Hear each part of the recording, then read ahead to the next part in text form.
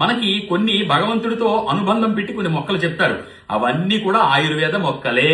జుట్టు తెల్లబడిపోవడం ఈ మధ్యన ఎక్కువగా చూస్తున్నటువంటి సమస్య, ఎదురవుతున్నటువంటి సమస్య.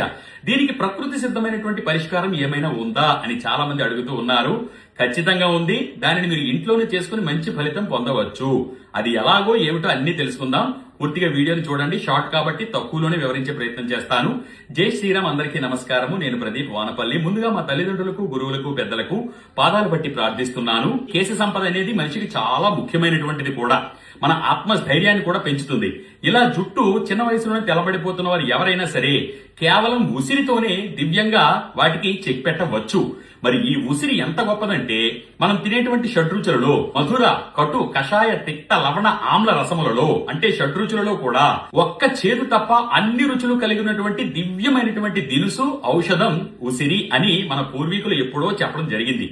మరి ఈ ఔషధాన్ని అంటే ఈ ఉసిరిని నేను చెప్పే ప్రాసెస్ లో తప్పకుండా చేసుకుని మంచి ప్రయోజనం పొందవచ్చు. ఒక 250 గ్రాముల అంటే ఒక పావు కేజీ రమారమిగా చెప్తున్నాను. ఇవి పచ్చి ఉసిరిని తీసుకొని రండి. తీసుకొచ్చి రాత్రి పూటే పూర్తిగా నీళ్లు వేసి మునిగేంత వరకు ఉంచి నానబెట్టండి. ఉదయం లేచిన తర్వాత దానిని శుభ్రంగా కడగండి. ఎన్నిసార్లు? 7 సార్లు కడగవలసి ఉంటుంది. కడిగిన తర్వాత వీటిని అలాగే పొయ్యి మీద పెట్టి కొంచెం నెయ్యి వేసి బాగా ఉడికించండి. మూత పెట్టేసి నెయ్యి వేస్తే ఏమవుతుందో తెలుసా? మెత్తగా అయిపోయి ఒక గుజ్జులాగా తయారవుతుంది. కొంతసేపటికి అందులో ఉండేటువంటి సీడ్, పిక్కను తొలగించండి.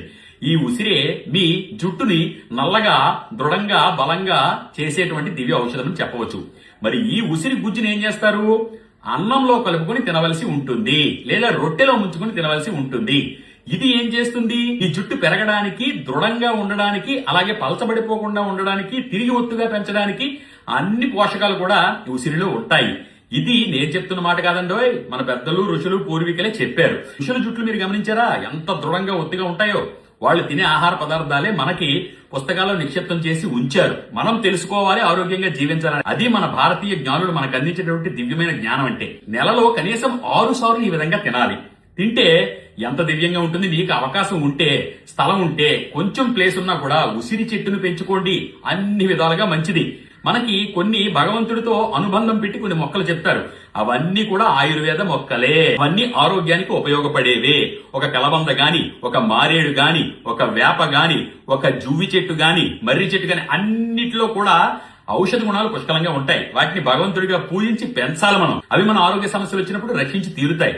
కాబట్టి ఈ విధంగా క్రమం తప్పకుండా చేసి మెల్లమెల్లగా తెల్లబడుతున్నటువంటి జుట్టును కూడా క్రమేపీ నల్లగా చేసుకునే అవకాశాలు ఎక్కువగా ఉంటాయి. విష రసాయన పదార్థాలకు దూరంగా ఉండండి.